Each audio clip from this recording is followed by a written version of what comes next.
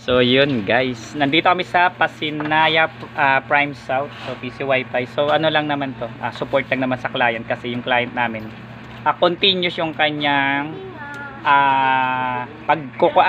connecting o yung corrupted ng kanyang memory card. So ano yung cause? Number one, magkasama sa extension, rep, dalawang rep, tsaka yung bendo. So every time na nag-o-open yung rep, nakukurap yung bendo o nawawala na signal yung bendo. So yun, so surge. So yun, advice ko kay client, lagyan siya ng ABR. So yun, so sabi ko talagang ganyan pagka hindi po nakaseparate ng power. Kasi may hina po kasi ito 12 volt 5 ampere. Kung sasama natin siya na mas malalakas na tawag dito, mga machine o like mga motorized na is talagang maagawan siya, talagang makukurap at continuous yan. Much better gumamit pa tayo ng UPS or ABR para ma-save po.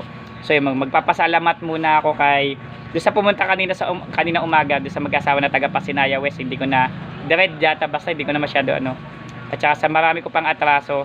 Ngayon pala magsisimula yung ating pag-iikot. Alam ko maganda panahon pero sobrang dami ho ninyo.